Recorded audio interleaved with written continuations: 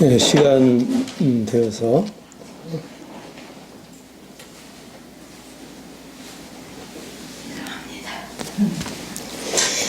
예, 다 함께 이제 찬송가 12장 찬송하심으로 주일 예배 시작하겠습니다. 찬송가 12장을 함께 찬송하겠습니다.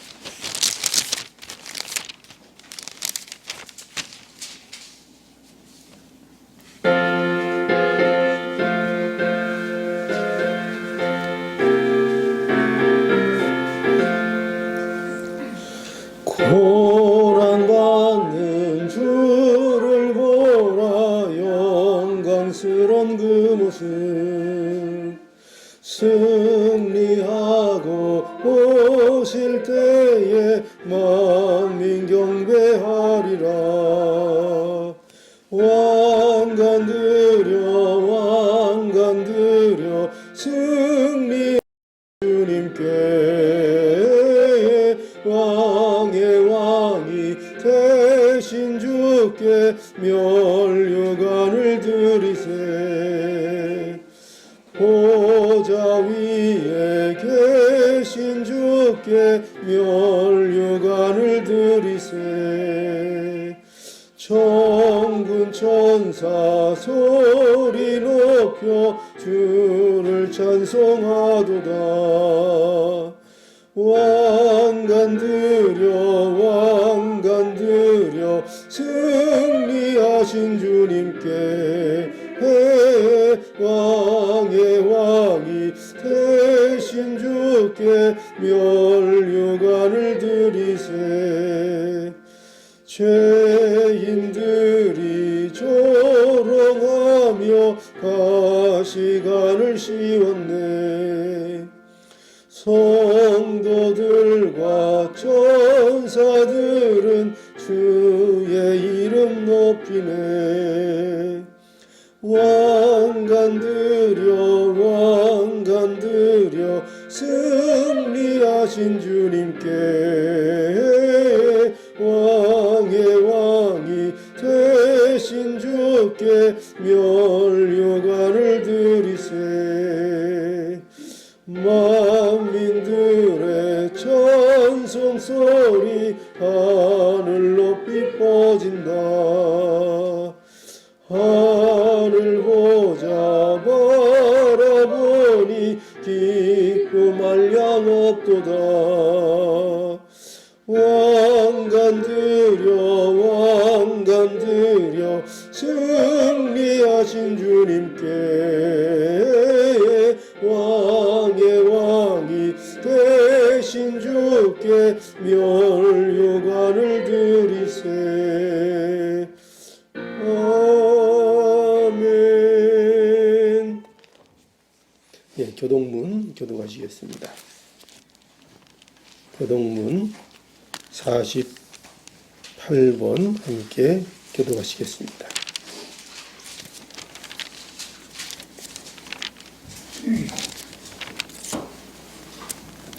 고린도전서 13장의 말씀입니다. 내가 사람의 방언과 천사의 말을 할지라도 사랑이 없으면 소리나는 귀와 울리는 귀가 되고 내가 예언하는 등이 있어 모든 비밀과 모든 지식을 알고 또 산을 옮길 만한 모든 믿음이 있을지라도 사랑이 없으면 아무것도 아니요 내가 내게 있는 모든 것으로 구제하고 또 내 몸을 불사르게 내어 줄지라도 사랑이 없으면 내게 아무 유익이 없느니라 사랑은 오래 참고 사랑은 온유하며 투기하지 아니하며 사랑은 자랑하지 아니하며 교만하지 아니하며 무례히 행치 아니하며 자기의 유익을 굳이 아니하며 성내지 아니하며 악한 것을 생각지 아니하며 불의를 기뻐하지 아니하며 진리와 함께 기뻐하고 모든 것을 바라며 모든 것을 믿으며 모든 것을 바라며 모든 것을 견디느니라 사랑은 언제까지든지 떨어지지 아니하나 예언도 패하고 잠언도 그치고 지식도 헤아리라. 그런즉 믿음, 소망, 사랑 이 세 가지는 항상 있을 것인데 그 중에 제일은 사랑이라. 아멘. 예, 신앙 고백 다 함께 하시겠습니다. 예, 사도신경으로 우리 신앙을 한 마음으로 고백하시겠습니다. 전능하사 천지를 만드신 하나님 아버지를 내가 믿사오며 그 외아들 우리 주 예수 그리스도를 믿사오니 이는 성령으로 잉태하사 동정녀 마리아에게 나시고 본디오 빌라도에게 고난을 받으사 십자가에 못 박혀 죽으시고 장사한 지 사흘 만에 죽은 자 가운데서 다시 살아나시며 하늘에 오르사 전능하신 하나님 우편에 앉아 계시다가 저리로서 산 자와 죽은 자를 심판하러 오시리라. 성령을 믿사오며 거룩한 공회와 성도가 서로 교통하는 것과 죄를 사하여 주시는 것과 몸이 다시 사는 것과 영원히 사는 것을 믿사옵나이다. 아멘. 네, 찬송하시겠습니다. 찬송가 144장 찬송하겠습니다. 찬송가 144장 예수 나를 위하여.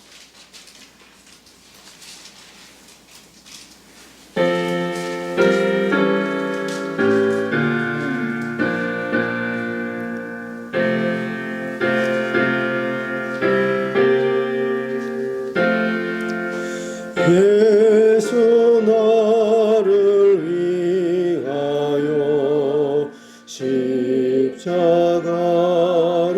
질 때 세상 죄를 지시고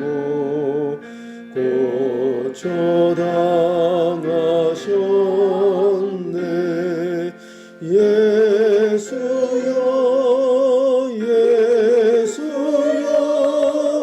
나의 죄 위하여 복의 피를 흘리니 죄인 받으소서.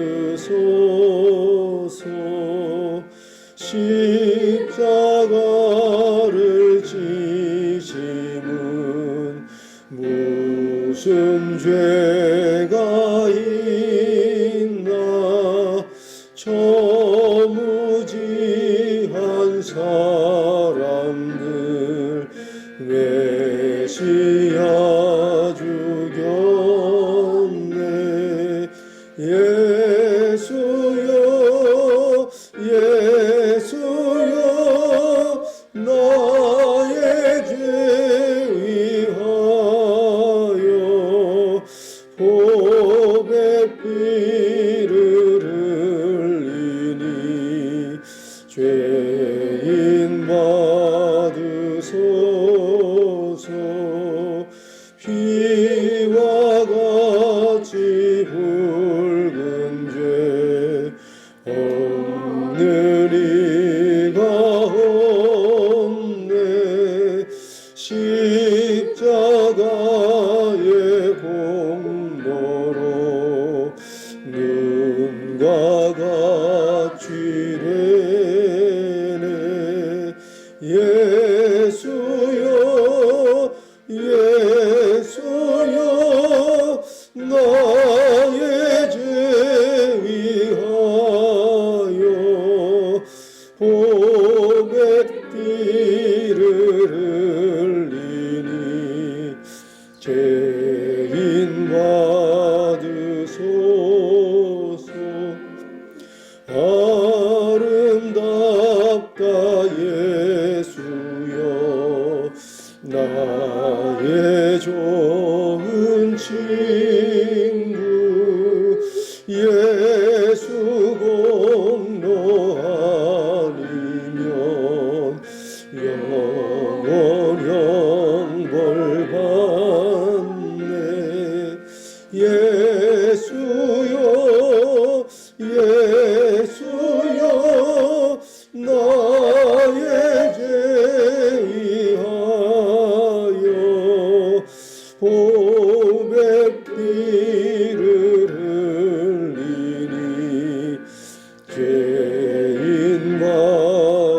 주소서. 아멘. 네, 함께 기도하겠습니다.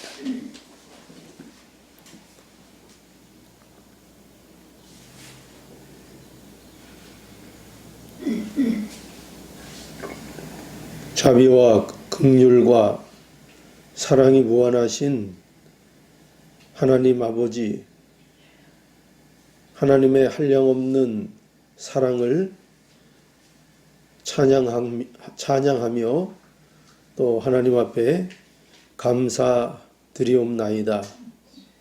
하나님께서 오늘도 저희를 사랑하셔서 이 시간 하나님 앞에 예배하게 하시니 감사합니다.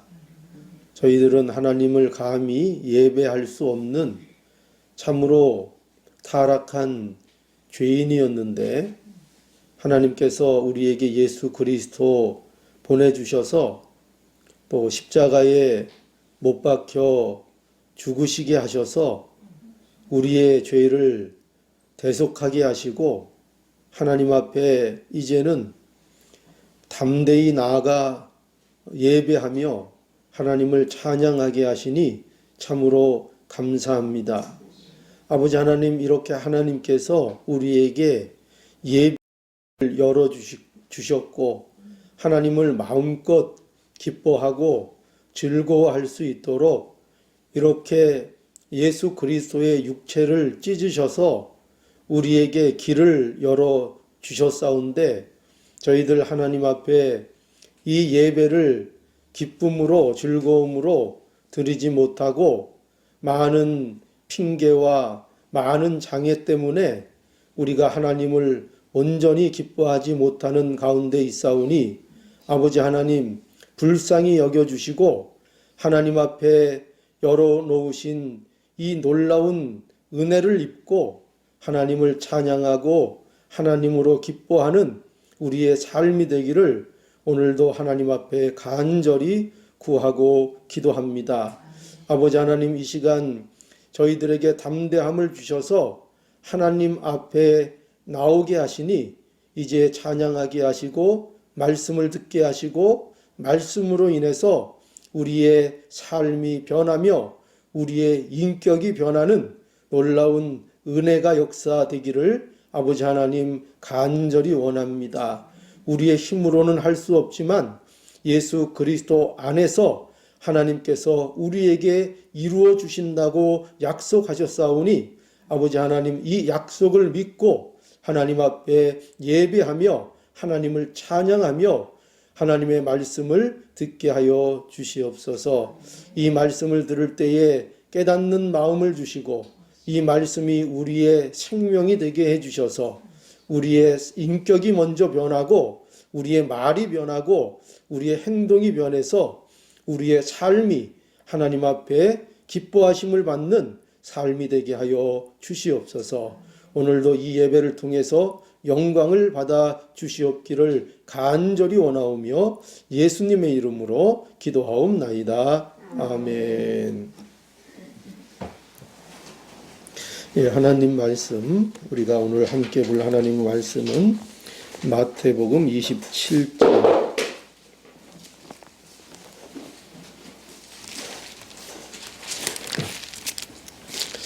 마태복음 27장을 다 함께 보겠습니다. 27장 45절에서 56절 말씀입니다.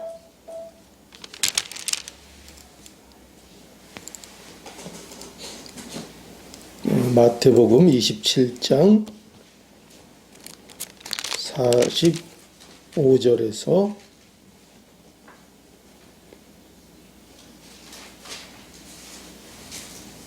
56절, 예, 하나님의 말씀이 이와 같습니다. 귀 기울여 들으시기 바랍니다.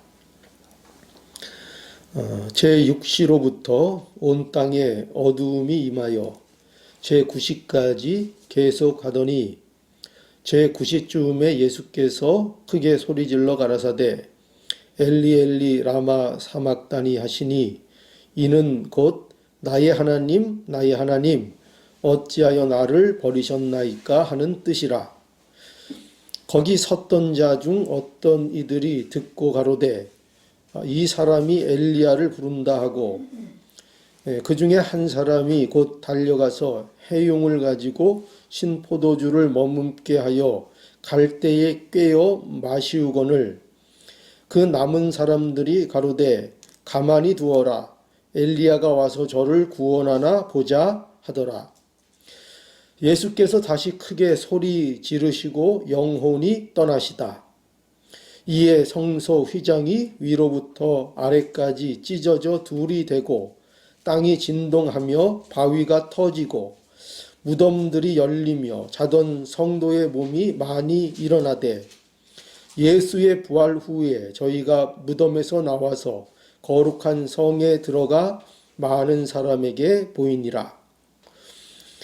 백부장과 및 함께 예수를 지키던 자들이 지진과 그 되는 일들을 보고 심히 두려워하여 가로되 이는 진실로 하나님의 아들이었도다 하더라. 예수를 섬기며 갈릴리에서부터 쫓아온 많은 여자가 거기 있어 멀리서 바라보고 있으니 그 중에 막달라 마리아와 또 야고보와 요셉의 어머니 마리아 또 세베대의 아들들의 어머니도 있더라. 아멘. 예.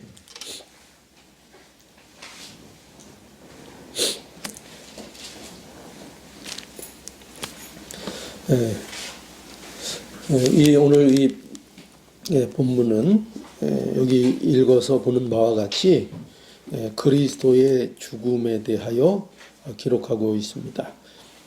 그리스도는 다른 말로 얘기하면 메시아죠. 그러니까 메시아의 죽음, 그리스도의 죽음, 이것을 오늘 본문이 우리에게 보여주고 있습니다. 뭐 우리가 다 아는 얘기지만 사람은 모두가 죽습니다. 왜 그런가 하면 죄의 삭시 바로 사망이라고 로마서 6장 23절에 말씀하고 있습니다. 그러니까 이 죽음이라는 것은 죄의 결과로서 나타난 것입니다. 그러니까 너무 여러분 죽음이라는 것을 당연하게 받아들이는 것도 그 문제가 있는 겁니다. 죽음이라는 것은 사실은 우리에게 없는 거였습니다. 그런데 우리가 죄로 인하여 죽음이라는 것이 인간에게 찾아온 것입니다. 죽음은 죄의 결과입니다. 그런데 이 죽음에는 그 두 가지가 있어요. 뭐냐면 바로 영적인 죽음이 있습니다. 영적인 죽음은 죄로 인해서 하나님과 그 관계가 끊어진 것을 말하는 것입니다. 이것이 이제 영적인 죽음입니다. 그런데 이 영적인 죽음이 우리에게 어떤 죽음을 가져왔는가 하면 바로 육신의 죽음을 가져왔습니다. 그래서 육신의 죽음이 있습니다. 육신의 죽음은 영혼과 우리의 육체가 분리되는 현상입니다. 이 죽음이 이제 우리에게 오게 되었습니다. 그래서 이 죽음을 통해서 우리는 늘 뭐를 알아야 되는가? 먼저 뭐 죽어서 뭐 슬프다 이런 게 중요한 게 아니고 죽음을 통해서 우리가 먼저 이 죽음 이전에 하나님과의 관계에 있어서 영적으로 죽음이 먼저 있었다는 사실을 우리가 알라는 것입니다. 그래서 죽음을 볼 때마다 우리가 많은 죽음들을 보게 되지요. 많이 봤죠, 여러분. 얼마나 우리 주위에 죽음을 맞이한 사람들을 우리가 많이 봤습니까? 또 앞으로도 많이 우리가 보게 될 것입니다. 그런데 그런 일들을 통해서 우리가 뭘 알아야 되는가? 타락한 인간들이 뭐로 인해서요? 죄로 인해서 하나님과의 관계가 끊어진 거, 그게 정말 죽음이구나. 이거를 알려는 것입니다. 우리가 육신의 고통, 육신의 죽음도 얼마나 슬프고 얼마나 그것으로 인해서 우리가 참 괴로움을 겪습니까? 그런데 하나님과의 단절의 죽음, 진짜 죽음, 이 죽음이 얼마나 비참한 것인지 육신의 죽음이라는 것은 비교될 수 없는 죽음이라는 것을 우리는 알아야 할 것입니다. 그래서 죽음을 볼 때 우리가 뭘 자꾸 생각해야 돼요? 영적인 죽음. 우리가 하나님께서 우리를 이 영적인 죽음에서 구원하시는 것이구나. 이것을 우리가 먼저 알아야 한다는 것이죠. 그래서 어쨌든 모든 사람들은 영적으로나 죽었고, 영적으로 죽었고, 그죠? 모든 사람들은 영적으로 죽어서 태어납니다. 죽어서 태어나고, 그리고 그 결과로 육적으로도 죽습니다. 오늘 본문에 보면 예수님이 이제 죽으셨어요. 예수님이 죽으셨는데, 그런데 이 예수님의 죽음은 그 어떤 죽음과도 다른 죽음이라는 것을 우리는 또 알아야 합니다. 왜냐하면 예수님의 죽음은 누구의 죽음이에요? 바로 그리스도의 죽음이기 때문에 그렇습니다. 메시아의 죽음이기 때문에 그렇습니다. 더 본질적으로 얘기하면 하나님의 죽음입니다. 여러분, 하나님이 죽으실 수 있어요? 그런 일이 있을 수 없는데, 그런데 하나님이 죽으신 것입니다. 누구를 위해서요? 우리를 위해서 죽으셨다는 것입니다. 그래서 예수님의 죽음은 세상의 다른 어떤 죽음과도 다른 죽음인데 그것은 그리스도의 죽음이라 하는 것입니다. 여러분, 세상에는 우리가 아까 죽음들이 많이 있다고 했는데 세상에는 참 그 숭고한 죽음들도 있어요. 그죠? 뭐 어떤 사람은 사고로 죽기도 하고 병들어 죽기도 하고 나이가 들어서 죽기도 하고 뭐 갖가지 이유와 원인들이 있는데, 그런데 그런 많은 죽음 중에서도 우리가 어떤 죽음을 가장 그래도 아름다운 죽음이라고 생각하는가 하면은 숭고한, 남을 위해서 또 어떤 좋은 일을 위해서, 그죠? 나라를 위해서 그리고 목숨을 바치는 거 굉장히 우리가 귀하게 생각을 합니다. 그래서 우리는 특별히 기독교인들이니까 우리가 가장 숭고하게 보는 죽음 중에 하나는 어떤 죽음일까요? 순교자의 죽음이죠. 그죠? 순교자의 죽음. 그런데 사람들이 그래서 가끔 오해하는 게 있어요. 뭐냐면 마치 순교자의 죽음이 예수님의 죽음과 비슷한 죽음일 거라고 생각을 한다는 것입니다. 예수님도 순교자처럼 죽으신 거 아닌가? 그거 좀 비슷한 것 같은데 이렇게 생각할 수 있습니다.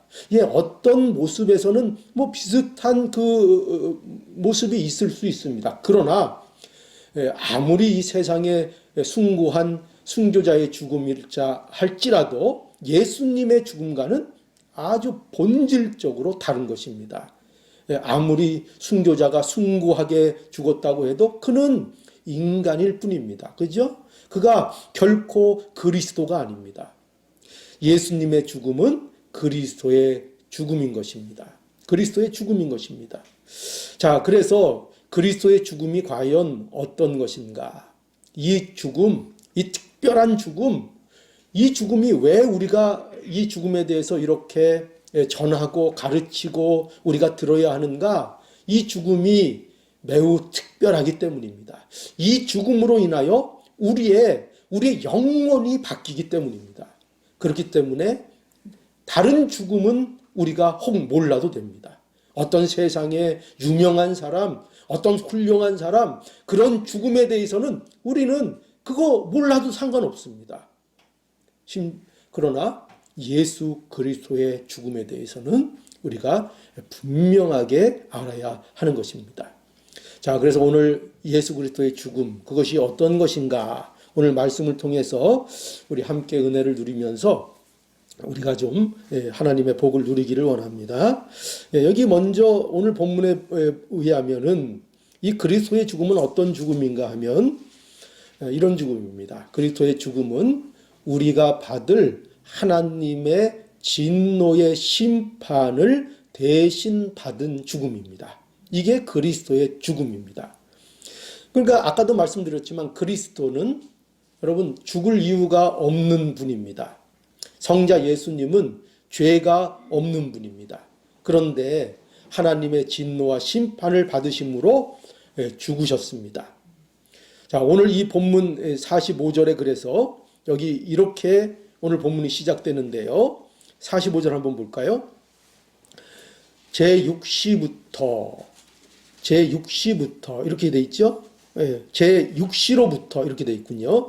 제6시로부터 온 땅에 어두움이 임하여 제9시까지 계속되더니 라고 되어 있습니다.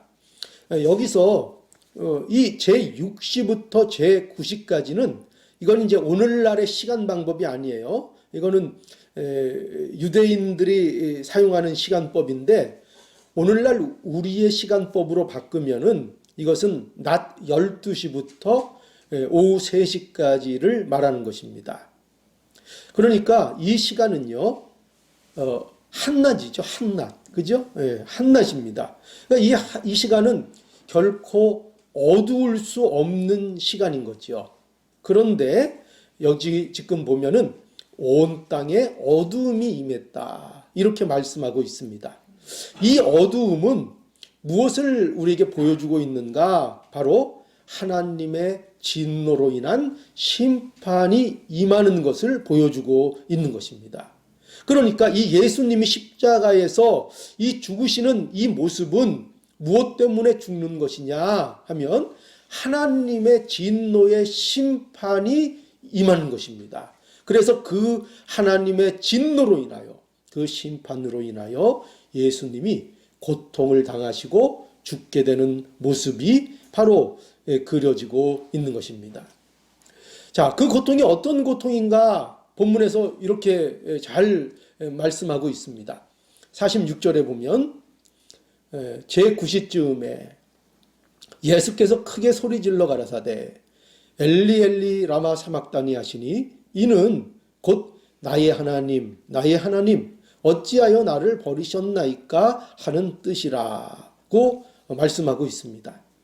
여기 보면 예수님께서 뭐라고 하셨어요? 나의 하나님. 여전히 예수님께 하나님은 어떤 하나님이에요? 나의 하나님. 우리도 그렇죠. 그죠? 우리도 나의 하나님. 그죠? 나의 하나님. 어떤 일이 있어도 하나님은 누구의 하나님입니까? 우리의 하나님. 예수님도 그러신 거예요. 나의 하나님. 십자가에 돌아가시면서 그 고통을 당하시면서도 뭐라고 말씀하시는가? 나의 하나님. 나의 하나님 하면서 놀라운 말씀을 하십니다. 어찌하여 나를 버리셨나이까? 이렇게 크게 소리를 지르셨습니다. 여러분 여기에서 이 버리셨다, 나를 버리셨다 하는 것은요. 아까 죽음에 대해서 말씀했죠. 여러분 영적인 죽음이 뭐라고 제가 말씀드렸죠? 영적인 죽음이 단절, 그죠? 하나님과의 관계가 끊어지는 거라고 말했습니다.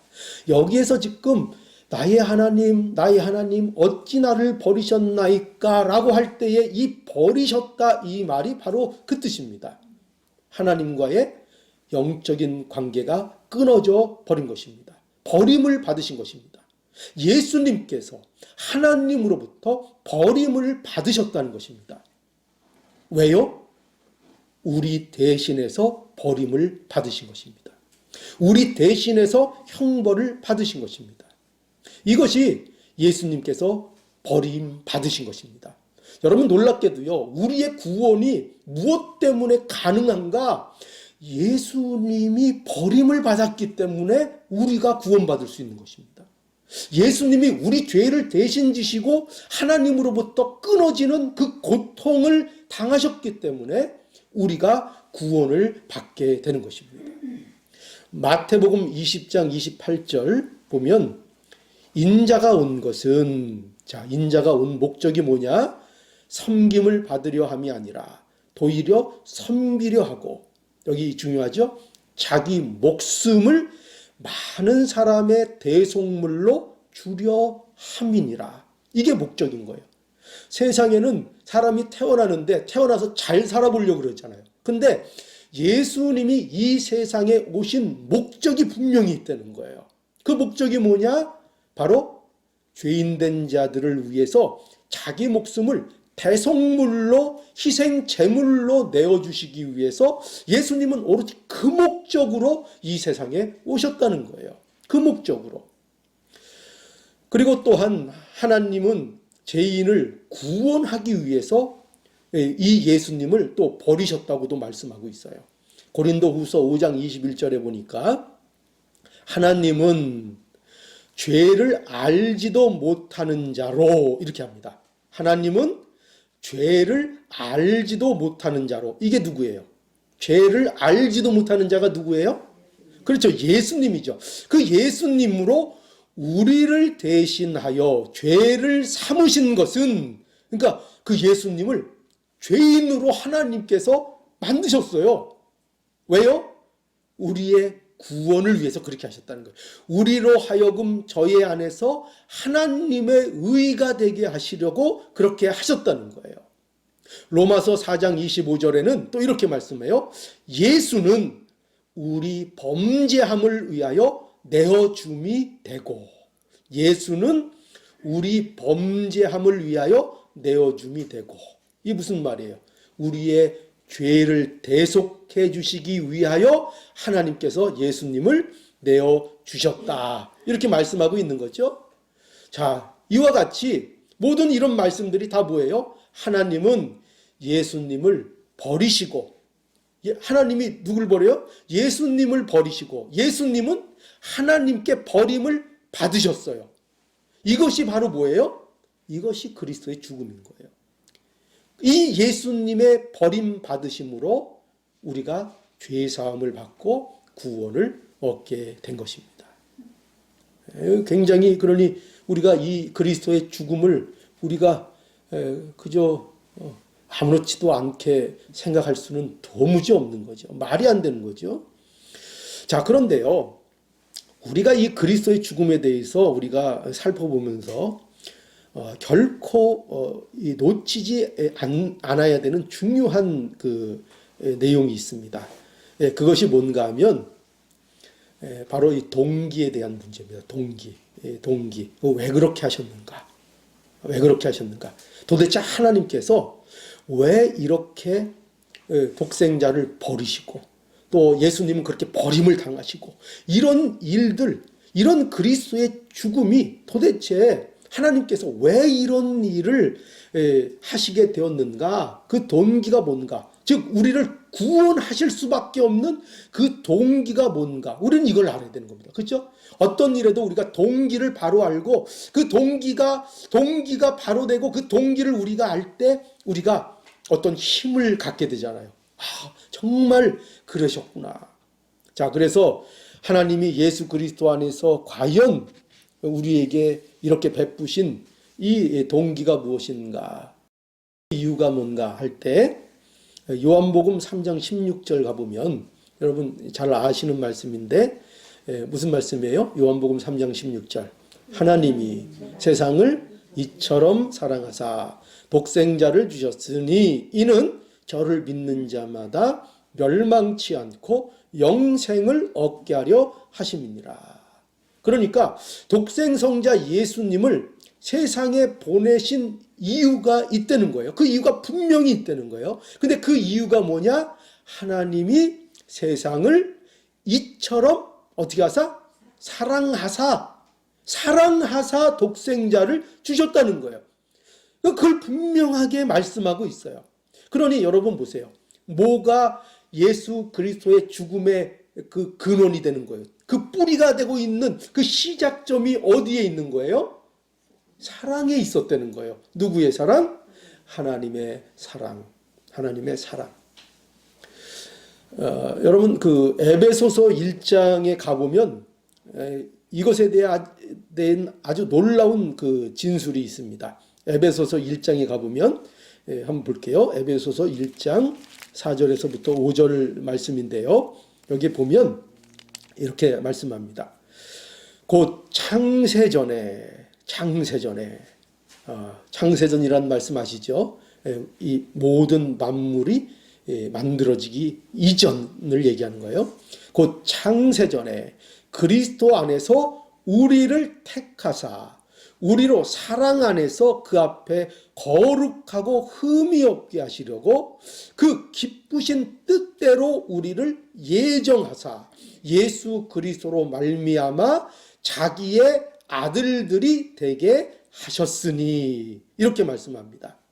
자, 여기에 보면은 어떤 표현을 우리가 봐야 되는가 하면은 여기 이거예요. 곧 창세전에 그리스도 안에서 우리를 택하셨다. 이렇게 되어 있습니다. 그리고 5절에도 보면은 그 기쁘신 뜻대로 우리를 예정하사라고 되어 있습니다. 그러니까 지금 여기서 뭘 말씀하고 있어요? 우리가 하나님의 자녀가 된 것은 하나님께서 창세전에 어떻게 한 것이라는 거예요. 우리를 택하시고 우리를 그렇게 되도록 예정하셨다는 거예요.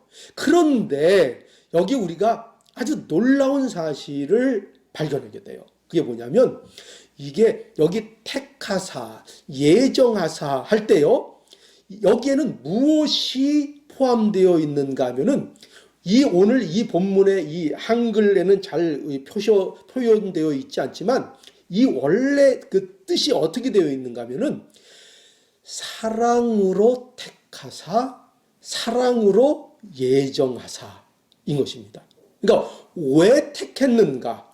택하신 이유가 뭔가? 도대체 왜 나를 택하셨는가? 왜 구원하기로 예정하셨는가? 할 때 그 이유 우리가 뭔가 할 때 분명하게 밝히고 있는 거예요. 그 이유는 사랑이다. 사랑이다. 사랑해서 너희를 택했고 사랑해서 너희를 구원하기로 예정하신 것이다. 이렇게 말씀하고 있습니다. 그러니 여러분, 하나님이 우리를 택하시고 우리를 구원하시기로 예정하신 것은 이걸 알아야 돼요. 우리에게 어떤 구원을 받을 만한 조건이 있기 때문이 아니라는 것을 우리에게 보여주고 있는 거예요. 우리가 구원을 받았는데 우리를 선택하시고 우리를 예정하셨는데 그렇게 하신 이유가 저는 보니까 앞으로 싹이 있어. 잘 될 것 같아.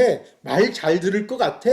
그래서 구원하고 예정하신 게 아니고 그런 조건을 봐서 너는 앞으로 괜찮을 것 같아.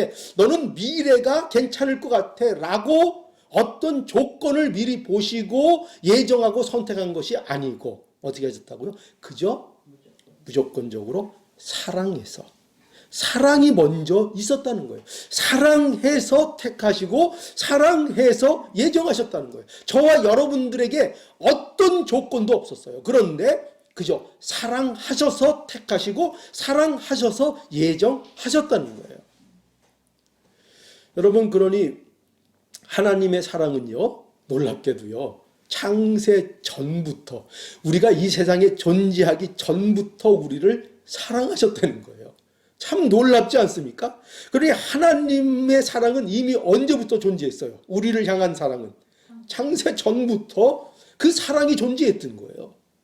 그 사랑을 우리가 받고 그 사랑이 오늘날 구체화되고 있는 거고 그 사랑으로 인해서 예수님을 보내주신 거고 그 사랑으로 인하여 우리를 구원하신 것이고 오늘날 그 사랑으로 인하여 우리를 돌보시고 우리를 인도하시고 우리를 영원한 나라에까지 하나님께서 보호하시고 인도하시는 거예요. 그 원인이 뭐라고요? 사랑하심으로예요. 그래서 요한일서 4장 10절에 보니까 여기도 놀라운 말씀이 있죠. 요한일서 4장 10절. 사랑은 여기 있으니 이렇게 시작합니다. 사랑은 여기 있으니 우리가 하나님을 사랑한 것이 아니요. 아니요. 우리가 하나님을 사랑한 것이 아니요. 오직 하나님이 우리를 사랑하사 우리 죄를 위하여 화목제로 그 아들을 보내셨음이니라. 자, 여기 보십시오. 하나님이 우리를 구원하기 위해서 그 아들을 보내셨다는 겁니다. 왜 그렇게 하셨는가 하면은 우리가 먼저 하나님을 사랑해서가 아니라는 거예요. 우리가 하나님을 사랑했기 때문에 하나님이 그거 보고 야, 너 나 사랑하는구나. 그럼 기특하네. 그러니 내가 너를 위해서 이제 독생자를 보내겠다. 그렇게 하신 것이 아니라는 것입니다. 그것이 아니라 하나님이 우리를 먼저 사랑하셔서 그 죄를 사해 주시기 위해서 그 아들을 보내주셨다는 것입니다. 그 일을 먼저 하신 거예요. 로마서 5장 8절. 이 말씀도 여러분 꼭 기억하시기 바랍니다. 로마서 5장 8절. 우리가 아직 죄인 되었을 때, 이 부분이 중요한 거예요. 우리가 뭐라고 해요? 우리가 아직 죄인 되었을 때 그리스도께서 우리를 위하여 죽으심으로 하나님께서 우리에게 대한 사랑을 확증하셨느니라. 보세요. 그리스도께서 우리를 위해서 죽으심이 보세요. 어떤 우리의 상태일 때 그렇게 되었는가를 보라는 거예요. 우리는 보통 애들도 말 잘 들을 때나 이쁘잖아요. 그죠? 그리고 뭐 잘해야 뭔가 보답을 주려고 그러고. 그 우리의 어떤 한계적인 모습입니다. 그런데 여기 보면 놀랍게도 그리스도께서 우리를 위해서 죽으심이 우리의 어떤 상태였을 때 그렇게 하셨는가를 보라는 거예요. 어떤 상태예요? 말 잘 들었을 때? 아니에요. 그게 아니라 여기 분명히 말씀하고 있죠. 우리가 아직 죄인 되었을 때, 아직 죄인이었을 때, 하나님을 알지도 못하고 하는 짓마다 미운 짓만 할 때, 그죠? 하나님 보시기에 하는 짓마다 미운 짓만 하고 저러서 사람 노릇 하겠는가? 그렇게 보이는 모습 속에 있었을 그때, 공중의 권세 잡은 자를 따르고 이 세상의 헛된 것들만 전부인 줄 알고 바라보고 있는 그때 우리를 향한 사랑을 확증하셨다는 거예요. 그때 우리가 뭐 잘하고 잘난 게 있고 볼 게 있고 그래서 그렇게 하셨다는 게 아니에요. 놀랍지 않습니까? 언제나 이걸 기억하세요. 우리의 구원, 우리가 아직 죄인 되었을 그때 우리를 구원해 주신 것입니다. 여러분 보십시오. 우리가 회개하거나 우리가 의로운 일을 하거나 그런 것을 보고 우리를 위해 하나님께서 예수님을 십자가에 내어주신 것이 아닙니다. 우리가 여전히 죄인 되었을 때에 우리를 사랑하셨다. 이것을 우리가 꼭 기억해야 할 것입니다.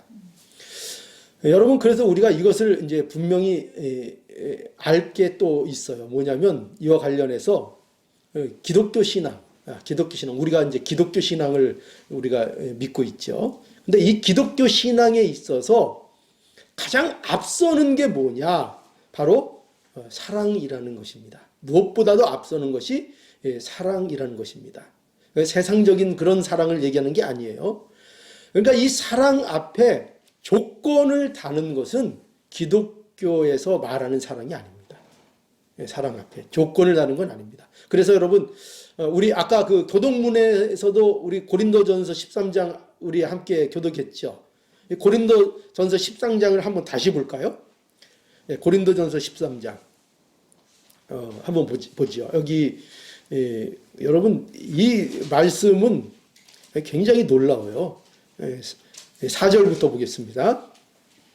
자, 여러분들이 생각하는 사랑하고 성경이 말하고 있는 사랑하고 얼마나 비슷한지 한번 생각해 보세요. 4절. 사랑은 오래 참고 사랑은 온유하며 투기하는 자가 되지 아니하며 사랑은 자랑하지 아니하며 교만하지 아니하며 무례히 행치 아니하며 자기의 유익을 굳지 아니하며 성내지 아니하며 악한 것을 생각지 아니하며 불의를 기뻐하지 아니하며 진리와 함께 기뻐하고 모든 것을 참으며 모든 것을 믿으며 모든 것을 바라며 모든 것을 견디느니라. 그러면서 사랑이라는 거예요. 이것이 사랑이라는 거예요. 자, 여러분 이 사랑에 대한 진술을 한번 잘 여러분 음미해 보세요. 저는 이 사랑에 대한 진술을 볼 때마다 여러분 사실 놀랍니다. 이걸 볼 때마다 놀랍니다. 왜 놀랄까요? 왜 놀랄까요? 그래. 그것도 있어요. 야, 이건 나는 이거 못하겠다. 그런 생각이 볼 때마다 들어요. 그거 들고, 그리고 또 내가 생각하고 내가 원하는 사랑의 모습과는 너무나 차이가 많아요. 그래서 볼 때마다 놀랍니다. 그런데, 자, 그래서 여기 왜 이렇게 이 사랑에 대한 진술이 놀라운가 보면은 또 여기서 이걸 발견하게 돼요. 뭐냐면, 이 사랑의 진술은 여기 보세요. 이 진술은요, 어떤 조건을 보고 하는 것으로 사랑이 설명되어 있질 않습니다. 여러분 그걸 느끼세요? 왜 어떤 조건을 보고 사랑하는 것으로 사랑이 설명되어 있지를 않습니다. 그러니까 뭐냐면 사랑은 상대방이 어떻게 하면 나도 어떻게 하겠다는 것이 아니라는 거예요. 그게 여기 잘 나타나 있어요. 벌써 사랑에 대해서 조건을 내가 어떻게 하면 사랑하겠다라고 하면서 조건을 걸기 시작하면 그거는 사랑이 아니라는 거예요. 그건 뭘까요? 여러분, 그게 뭘까요? 내가 너 이렇게 하면 내가 너 사랑해 줄게. 그건 뭘까요? 그건 사랑이 아니에요. 그게 뭘까요? 그렇죠. 우리 권사님 아주 정답이에요. 정답. 그건 거래하자는 거예요. 거래. 사랑을 하자는 게 아니고 거래를 하자는 거예요. 성경에서 말하는 사랑은 그렇게 조건, 야, 너 나한테 이렇게 하니까 그래, 너 괜찮다, 내가 이렇게 해줄게, 그렇게 서로 주고받고자 하는 게 그거 아니에요. 성경에서 얘기하는 사랑은 뭐냐면 조건을 다는 게 아니에요. 하나님은 우리에게 그런 사랑을 베푸신 게 아니에요. 우리에게 조건을 베풀었다면 우리는 벌써 다 죽었어야 돼요. 우리는 다 벌써 멸망받았어야 돼요. 우리에게 조건을 달지 않으시는 사랑인 것입니다. 왜 사랑은 오래 참고 사랑은 온유한가 하면, 여러분 잘 생각해 보세요. 왜 오래 참아야 되죠? 왜 사랑을 오래 참는 거라고 얘기할까요? 왜 사랑은 온유한 거라고 할까요? 조건이 없어야 되니까. 예. 왜 그런가 하면 이 말은요, 상대가, 그 사랑의 상대가 참지 못할 짓만 한다는 거예요. 참지 못할 짓만 하고 온유하게 만들지 않는 일만 한다는 거예요. 쉽게 얘기하면 한심한 짓만 한다는 거예요. 그 상대가 나에게 원수가 되는 거예요. 참지 못할 일만 하고 믿지 못할 일만 하고 견디지 못할 일만 상대가 한다는 거예요. 그런데 그를 사랑하는 거예요. 그래서 사랑은 온유하고, 사랑은 견디고, 사랑은 참고, 사랑은 바라봐 준다는 거예요. 사랑은 믿어주는 거라는 거예요. 왜? 왜 그렇게 설명되는가? 상대가 그런 조건을 갖고 있지 않기 때문에. 그게 사랑이라는 거예요. 바로 이 사랑을 하나님이 예수 그리스도 안에서 우리에게 바로 행하신 것입니다. 그래서 우리에게 구원이 있는 겁니다. 바로 이 사랑, 우리는 할 수 없는 이 사랑을 누가 우리에게 해주신 사랑이에요? 그러니까 이 고린도전서 13장의 이 사랑의 내용은, 그러니까 엄밀하게 얘기하면 무슨 사랑인가 하면은 하나님이 우리에게 해준 그 사랑을 설명하고 있는 거예요. 이 사랑이. 그러니까 우리는 이 사랑 갖고 우리 이렇게, 물론 이렇게 하자 중요하죠. 그런데 먼저 알아야 될 게 뭐냐면, 우리는 이 사랑을 할 수 없는 사람인데 하나님께서 이 사랑을 우리에게 해줬다는 거예요. 이 사랑을. 그래서 이 고린도전서 13장에 이 사랑을 설명하고 있는 거예요. 너희는 이 사랑이 불가능한 사랑이고 이런 사랑은 세상에 없다는 거예요. 그런데 이 사랑을 하나님께서 우리 죄인된 자들을 위해서 이 사랑을 해주셨다는 거예요. 그게 십자가라는 거예요. 그게 예수님의 죽음이라는 겁니다. 여러분, 그래서 우리가 이 사랑이라는 거를 바로 알게 될 때 어떤 일이 벌어지는가? 그래서 우리의 믿는 이 기독교 신앙이 어떤 것인가 하면 바로 이러한 하나님의 사랑에 대한 우리의 인격적인 항복인 거예요. 그러니까 기독교 신앙은, 여러분 이 말씀 제가 이렇게 설교 준비하면서도 참 좋은 말씀이다 이렇게 생각이 듭니다. 기억하시기 바라요. 우리가 믿는 기독교 신앙은 뭐냐 하면은 이런 우리에게 베풀어 주신 이 하나님의 사랑 때문에 우리가 그 사랑에 대하여 인격적으로 우리가 그 사랑 앞에 항복하는 거예요. 그래서 하나님을 믿는 거예요. 이게 기독교 신앙이에요. 무슨 기독교 신앙은 억지로 뭐 믿으라고 강요해서 되는 게 아니에요. 그런 게 아니에요. 기독교 신앙은 뭐라고요? 인격적인 항복이에요. 인격적인 항복. 우리가 스스로 인격적으로 그 사랑에 감격하고 그 사랑 안에 우리가 인격적으로 항복을 하는 겁니다. 하나님의 사랑이 어떠한지를 알고요. 그게 기독교 신앙인 것입니다. 그래서 여러분 생각해 보세요. 그러면 이 기독교 신앙에는 그렇기 때문에 반드시 뭐가 이루어질까요? 이 기독교 신앙을 갖게 되면, 이 신앙을 올바르게 우리가 행사하고 그 신앙 속에 살게 되면 우리 안에 어떤 일들이 벌어질까요? 어떤 일들이 벌어질 것 같아요? 이을 정말 이런 기독교 신앙을 한다면 우리가 할 수 없었던 회개가 이루어지죠. 진정한 회개가 이루어지고, 우리가 할 수 없었던, 우리가 못하는 것도 있죠. 정말 우리가 못하는 거 있어요. 뭐죠? 남을 용서하는 거. 용서하는 거. 그런데 기독교 신앙, 그 사랑이 뭔지를 먼저 알게 되면 용서가 이루어지고, 용서가 이루어져서 뭐가 이루어져요? 화해가 이루어지는 겁니다. 여러분, 우리가 그렇게 생각할 때 있죠. 왜 도대체 화해가 되지 않을까? 왜 도대체 화해가 되지 않을까? 이유는 간단해요. 그것은 우리가 쉽게 상대가 회개하지 않아서라고 이렇게 핑계할 수 있어요. 그게 아니에요. 상대가 회개하지 않아서 화해가 안 되는 것이 아니라, 뭐 때문에 화해가 안 되는가? 사랑하지 않기 때문에 안 되는 거예요. 사랑하지 않기 때문에 화해가 되지 않는 거예요. 사랑하지 않기 때문에 진정한 회개가 이루어지지 않는 거예요. 그래서 우리가 누구와 화해하기 위해서는 먼저 뭐가 이루어져야 돼요? 하나님의 사랑을 먼저 알아야 되고, 그 사랑이 나에게 있어야 되는 거예요. 그 사랑이 있어야 화해가 이루어집니다. 여러분, 누구하고 원수져서 화해하고 못하신 거 혹시 있으세요? 아, 있으세요? 네. 그럼 뭐부터 해결해야 돼요? 뭐부터 해결해야 돼요? 예. 하나님이 내게 베푸신 그 사랑부터 회복해야 되는 거예요. 그 사랑이 내 안에 역사하면 자동으로 뭐가 될까요? 화해가 이루어질 수밖에 없어요. 화해가 이루어지게 됩니다. 여러분, 예수님도 우리에게 뭐라고 말씀하셨는가? 그 공생애를 사시면서 첫 번째 하신 말씀이 회개하라였어요. 회개하라. 왜? 천국이 가까웠다. 여러분, 근데 예수님이 이 회개하라는 것은요, 우리가 오해하면 안 돼요. 이게 그저 정죄하는 마음으로, 미워하는 마음으로 너 회개하지 않으면 안 돼, 이런 게 아니에요. 그게 아니라 이 예수님의 회개의 외침은 뭐를 근거로 할까요? 하나님의 사랑을 근거로 해서 회개하라고 외치시는 거예요.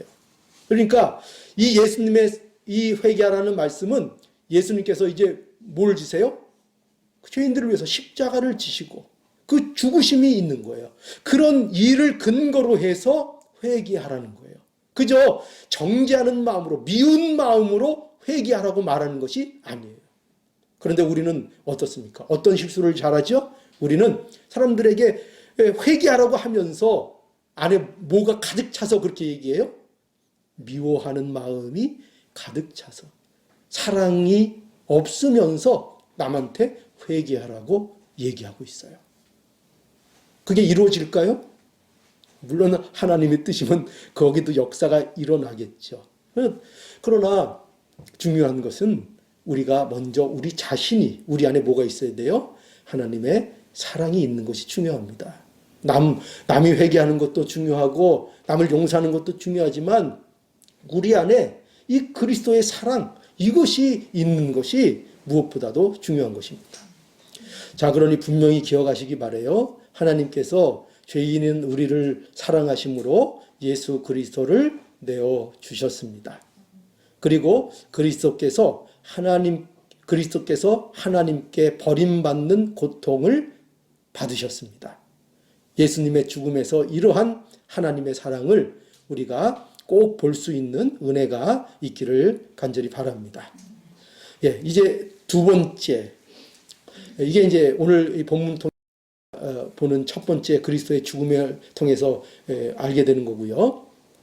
두 번째는 그리스도의 죽음은 놀랍게도요, 죽음을 정복하는 죽음이에요. 놀랍죠. 이런 죽음이 그래서 없죠. 그렇죠? 네. 우리가 또 하나 이 그리스도의 죽음의 특별함을 오늘 기억해야 되는데, 모든 사람의 죽음은 어떤 죽음이에요? 모든 사람들의 죽음은 그 사람이 아무리 훌륭한 사람이라 할지라도 사망의 권세에게 삼킴을 당하는 죽음이에요. 그죠? 육적인 죽음이고, 그건 이제 영적인 죽음이 그 기본적으로 있고, 육적으로 죽었어요. 그래서 그것은 다 죽음에게 정복당하는 죽음이에요. 그죠? 정복당하는 겁니다. 그런데 그리스도의 죽음은 아니에요. 그리스도의 죽음은 오히려 죽음을 삼키는 죽음이었던 거예요. 죽음을 정복하는 죽음이었던 거예요. 그래서 오늘 본문에는 바로 이러한 그리스도의 죽음에 대하여 어떻게 설명하고 있는가? 이 그리스도의 죽으실 때에 일어난 일들을 통해서 이 그리스도의 죽으심의 특별함을 우리에게 보여주고 있어요. 한번 무엇인가 한번 보죠. 50절 보겠습니다. 50절. 50절. 자, 보세요. 예수께서 다시 크게 소리 지르시고 영혼이 떠나시다. 이것은 이제 예수님이 드디어 숨을 거두셨다 하는 거죠. 운명하셨습니다. 육체적으로도 이제 숨을 거두신 것입니다. 이에 성소 휘장이 위로부터 아래까지 찢어져 둘이 되고 땅이 진동하며 바위가 터지고, 놀라운 어떤 현상들이 일어났죠. 예수님이 운명하셨습니다. 그리고 그로 인해서 어떤 일들이 이제 일어났습니다. 성소 휘장이 위로부터 아래까지 찢어져서 둘이 되었다. 이렇게 말씀하고 있습니다. 이것은 뭘 얘기하는 건가 하면은 예수 그리스도의 죽음으로 인해서 이제 모든 성도들이 이제 하나님 앞에 나아갈 수 있는 길을 열어주셨다는 것을 보여주는 겁니다. 그래서 뭐가 찢어졌어요? 성소 휘장이 위로부터 아래까지 찢어져 버린 거예요. 예전에는 이 성소 안에 누구만 들어갈 수 있었어요? 대제사장만 들어갈 수 있었던 것입니다. 그런데 예수 그리스도의 십자가의 죽음을 통해서 그 성소 휘장이 쫙 찢어져 버렸어요. 둘로. 그래서 그 가로막혔던 것이 이제 개방이 돼 버린 거예요. 그래서 모든 하나님의 택한 백성들이 이제 어떻게 할 수 있어요? 하나님 앞에 나아갈 수 있는 그 대로가, 그 거룩한 길이 이제 예수님의 죽음으로 인하여 열렸다는 것을 보여주고 있는 거예요. 그걸 보여주고 있어요. 그래서 히브리서 10장 19절에서 20절 보면 이 말씀에 대해서 이렇게 말씀하고 있어요. 그러므로 형제들아, 우리가 예수의 피를 힘입어 성소에 들어갈 담력을 얻었나니. 자, 분명히 나와 있죠. 형제들아, 우리가 예수의 피를 힘입어 성소에 들어갈 뭐를 얻었다고요? 담력을 얻었나니. 이제는 우리가 담대하게 하나님 앞에 나갈 수 있었어요.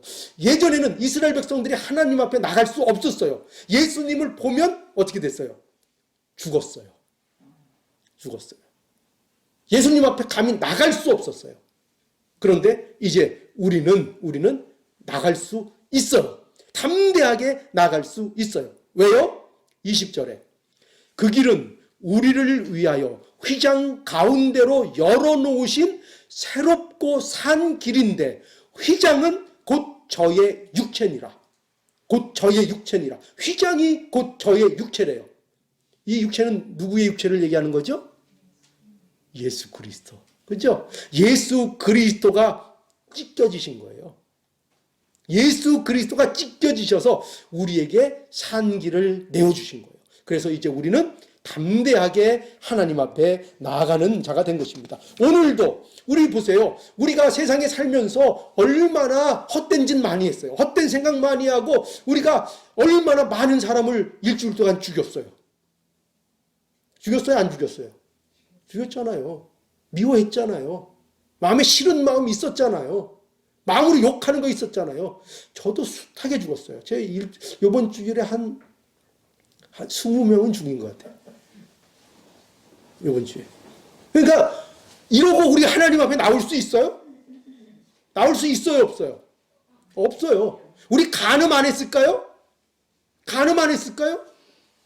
우리 하나님 앞에 나올 수 없어요. 그런데 하나님께서 예수 그리스도의 몸을 찢으심으로 우리에게 길을 내주셔서 우리가 예수님 때문에 담대하게 하나님 앞에 나와서 하나님 앞에 이 부정한 입술을 가지고 찬양할 수 있고 우리가 하나님 앞에 예배 드릴 수 있는 이 하나님으로 기뻐할 수 있는 이 은혜를 우리가 누리고 있는 것입니다. 그 천국의 복의, 천국의 그 잔치의 아름다움을 우리가 경험하고 함께 누릴 수 있게 해 주시는 것입니다. 자, 그리고 또 어떤 일이 벌어졌는가? 51절을 보시죠. 51절. 땅이 진동하며 바위가 터지고 무덤이 열리며 자던 성도의 몸이 반이 일어나되 53절. 예수의 부활 후에 저희가 무덤에서 나와서 거룩한 성에 들어가 많은 사람에게 보이니라. 예, 이 그 내용은요, 이게 무슨 내용인가 하면은, 이거는 일시적으로 그때 잠시 일어났던 사건, 생긴 일이에요. 여기 이 성도의 부활은, 그러니까 예수님이 부활, 재림하심으로 나타나는 우리의 영원한 부활을 얘기하는 것이 아니고, 마치 그 나사로가 살아났던 것처럼 일시적으로 이런 현상들이 지금 예수님의 죽음의 일에 통해서 나타났던 거예요. 왜 이런 일들이 나타났느냐 하면 무엇을 보여주기 위해서? 예수님의 죽음이 죽음을 정복하는 죽음이다. 이것을 우리에게 보여주기 위한 일이 생긴 거예요. 그게 뭐예요? 죽은 자들이 일어나는 거, 무덤이 열리는 거. 그것을 통해서 봐라! 예수님의 죽음이 어떤 죽음이냐? 이렇게 죽은 자를 일어나게 하는 예수님의 죽음이다. 그것을 보내는 거예요. 그래서 죽음을 정복하는 예수 그리스도 메시아의 죽음, 그것을 우리에게 보여주시는 것입니다. 이처럼 예수님의 죽음은 이 죽음을 정복하기 위한 죽음이고, 예수님께서 죽으셨다가 부활하심으로 말미암아 사망의 권세를 깨뜨리고 예수님께서 죽음을 정복하신 것입니다. 그래서 이제 이 일이 우리에게 큰 유익으로 역사하는 것입니다. 우리에게. 그래서 어떤 그리스도의 죽음이 우리에게 어떤 유익을 줄까요? 어떤 유익을 줄까요? 자, 한번 히브리서 2장에 가볼까요? 히브리서 2장 14절에서 15절을 한번 보면, 과연 이 그리스도의 죽음으로 인해서 우리에게 어떤 유익이 있는가? 히브리서 2장 14절에서 15절. 자녀들은 혈육에 함께 속하였음에 그것 또한 한 모양으로 혈육에 함께 속하심은 사망으로 말미암아 사망의 세력을 잡은 자 곧 마귀를 없이 하시며 또 죽기를 무서워함으로 일생에 매여 종로로 타는 모든 자들을 놓아주려 하심이니. 아멘. 자, 어떤 유익이 있어요? 자유. 뭐에 대한 자유입니까? 뭐에 대한 자유예요? 죽음에 대한 자유예요. 여러분, 오직 죽음에 대한 자유는 그리스도 안에밖에는 없습니다. 죽음에 대한 자유, 어떻게 우리가 이 죽음의 굴레에서 자유할 수 있는가? 오직 예수 그리스도 안에만 그 길이 있습니다. 오직 예수 그리스도의 십자가의 죽으심만이 우리를 죽음에서 해방시키시는 겁니다. 우리를 죽기가 무서워서 일생 우리가 뭐의 종노릇해요? 마귀에게 종노릇하는 겁니다. 뭐 때문에? 죽음의 공포 때문에. 그런데 예수 그리스도 안에서 모든 죽음의 문제가 해결되는 것입니다. 우리는 뭐예요? 영적인 죽음이 예수 그리스도 안에서 해결되고요. 우리의 육적인 죽음은 어떨까요? 우리도 육적인 죽음도 해결되는 것입니다. 그것이 우리가 이 땅에서 이제 안 죽고 영원히 산다는 게 아니에요. 또 그렇게 오해하시면 안 되죠. 그러나 영원히 삽니다, 사실은. 언제요? 예수님처럼 부활합니다. 우리도. 여러분, 천국은 우리가 영만 가는 세계로 생각하시면 오해예요. 네. 절대 오해입니다. 우리가 예수 그리스도의 오심으로 인해서 우리가 신령한 몸으로 예수님께서 제자들에게 보여주셨던 그 모습으로 그 신령한 육체를 우리가 가지게 되는 겁니다. 그래서 우리가 영원한 삶, 영생이라는 것을 갖게 되는 것입니다. 그래서 예수 그리스도 안에서 우리의 죽음의 문제가 해결되는 것입니다. 그러므로 우리의 삶 속에 우리는 죽음에 대한 공포를 벗어날 수 있습니다. 누구 안에서요? 예수 그리스도 안에서입니다. 그래서 성도들이 죽음에 대해서 뭐라고 우리가 표현해요? 잔다. 그죠? 잔다. 죽음이라고 표현하지 않아. 우리는 자는 것으로 표현합니다. 우리에게는 영생이 있는 것입니다. 이것이 무엇 때문에 우리에게 주어지는 유익이에요? 그리스도의 죽음 때문에. 자, 또 마지막으로 또 하나의 유익이 로마서 6장 10절에서 11절에 보니까 이렇게 말씀합니다. 로마서 6장 10절에서 11절.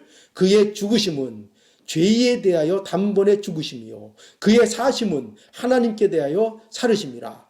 이와 같이 너희도 너희 자신을 죄에 대하여는 죽은 자요 그리스도 예수 안에서는 하나님에 대하여는 산 자로 여길지어다. 예, 여기 보면은 그리스도의 죽음의 유익이 무엇인가 하면은 이것을 말하고 있어요. 우리가 죄에 대해서 죽은 자로 살게 되었다는 것입니다. 즉 우리가 이제는 예수님의 죽으심으로 인해서 우리가 옛사람을 죽이면서 옛 성품을 죽이면서 우리 안에 더 이상 이 옛사람이 번성하고 자라나고 그 옛 죄의 열매들이 나타나지 않도록 우리 자신들을 죽일 수 있는, 우리 옛 품성을 죽일 수 있는 그 근거, 그것이 우리에게 생겼다는 것입니다. 그 유익이 있다는 거예요. 우리가 이 유익을 누리는 것입니다. 그래서 우리는 어떤 유익을 받고 있어요? 우리는 싸울 수 있다는 겁니다. 죄와 싸울 수 있고 우리의 죄의 옛 성품들을 날마다 어떻게 합니까? 말씀 가운데서 이제 죽인다는 거예요. 죄를 죽일 수 있다는 거예요. 우리의 정욕을 죽일 수 있다는 거예요. 정욕대로 따라가는 삶으로 끝나는 것이 아니라 우리가 그것을 거부하고 누르고 싸울 수 있는 그 자리로 우리를 불러주셨다는 것입니다. 이것이 바로 그리스도의 죽음으로 인하여 우리에게 주신 유익인 것입니다. 이게 우리에게 실제적으로 일어난다는 거예요. 그러니까 두 가지 유익이 있죠. 어떤 유익이요? 우리를 뭐에서 해방시켜 주셨다고요? 죄의 종로로 타는 것. 그죠? 사망에 매여 일생 종로로 타고 끌려다니는 것에서 우리를 해방시켜 주셨고 우리를 이제 죄의 정욕과 싸울 수 있는 그것을 억누르고 그런 결실이 우리에게 나타나지 않도록 하는 유익을 하나님께서 우리에게 주셨다 하는 것입니다. 자, 우리는 이제 예수님의 죽으심에 대해서 두 가지 오늘 본문을 통해서 살펴보았죠. 하나는 예수님의 죽음은 하나님의 진노의 심판을 우리를 대신해서 받으신 죽음이고 그 동기가 하나님의 사랑이었다 하는 거 우리가 보았고요. 또 하나는 예수 그리스도의 죽음은 죽음을 정복하기 위한 죽음이었다. 이러한 죽음으로 인해서 우리가 사망에서 해방돼서 영생을 누리게 되었고 우리의 육신의 정욕을 죽이면서 살 수 있게 되었다. 이렇게 말씀해 주고 있습니다. 여러분 오늘 이 진리의 말씀으로 인해서 우리의 삶 속에 은혜와 감사가 넘치는 복된 우리의 삶이 되기를 간절히 바랍니다. 예, 함께 찬송하겠습니다. 찬송가 410장 하나님의 은혜로.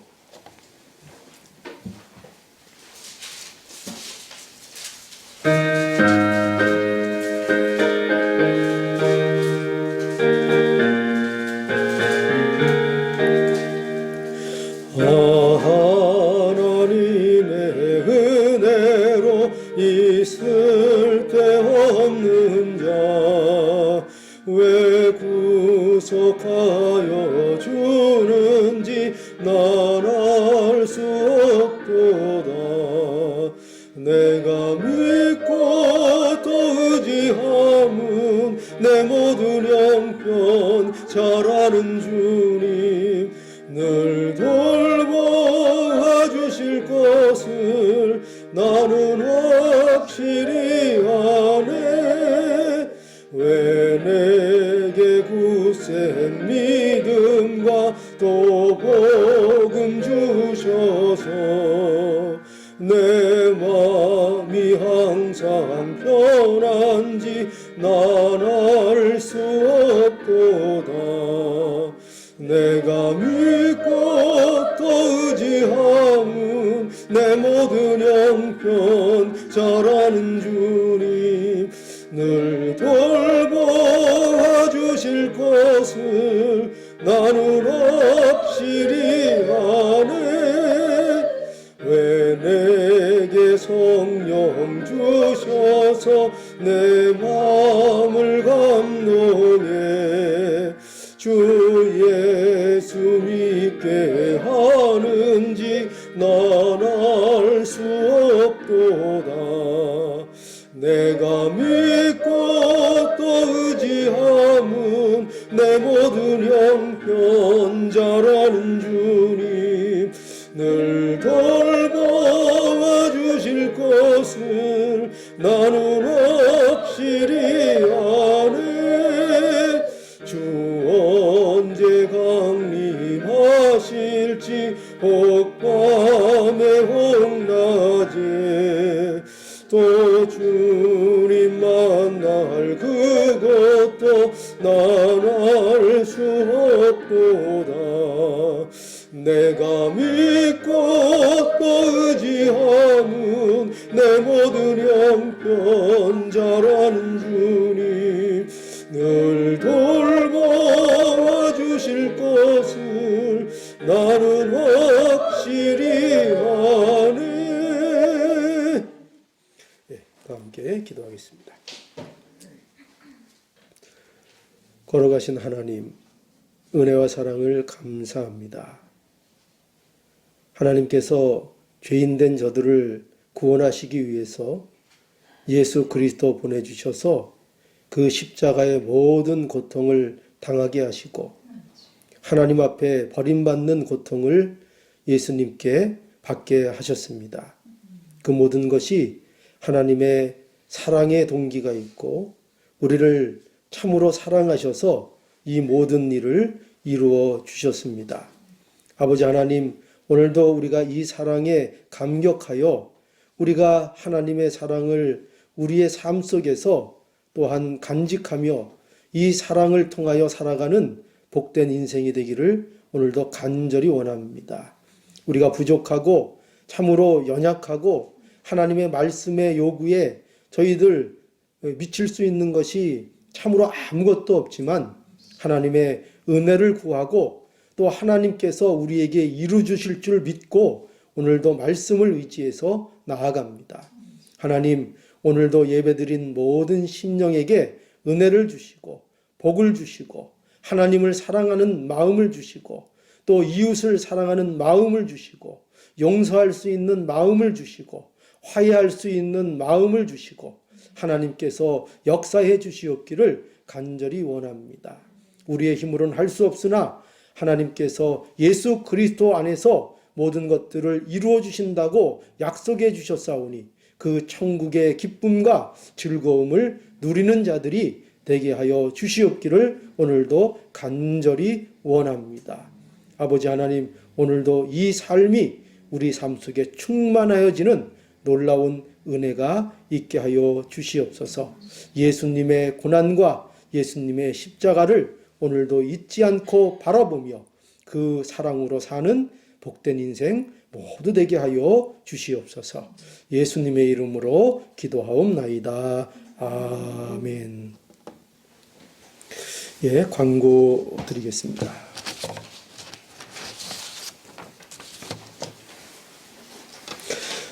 이번 주간은, 이제 돌아오는 주간은 고난주간입니다. 고난주간에 특별히 그 아침 말씀과 묵상 시간을 우리가 좀 힘써서 참여하시기를 바랍니다. 이 기간에는 특별히 예수님의 고난에 대해서 한 주간 함께 아침에 묵상하고자 합니다. 그러니 한 주간 말씀을 통해서 예수님의 고난을 생각하며 하나님께 또 감사하는 우리가 되어야 하겠습니다. 다음 주일은 부활 주일입니다. 부활절 감사 예배에 우리 함께 드리겠습니다.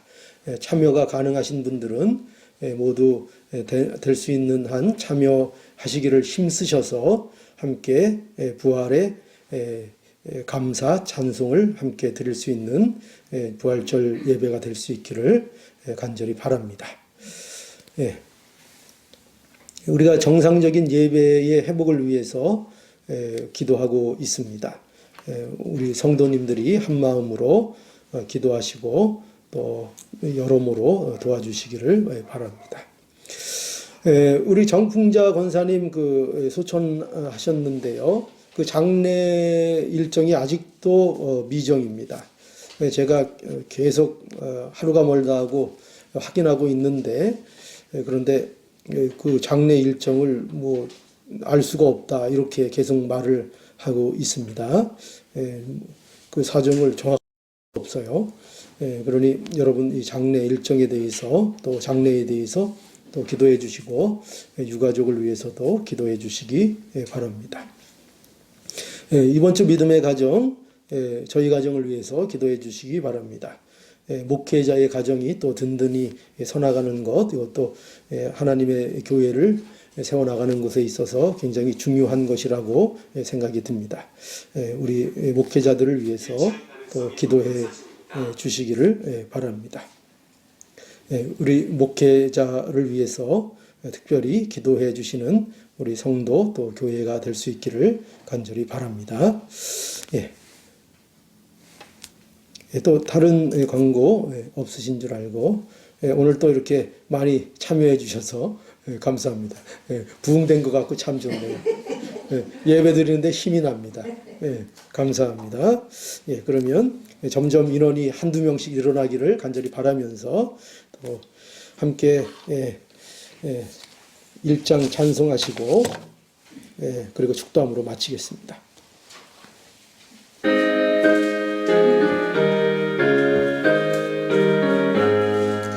만복의 근원 하나님 온 백성 찬송 드리고 저 천사여 찬송하세 찬송 성부 성자 성령 아멘.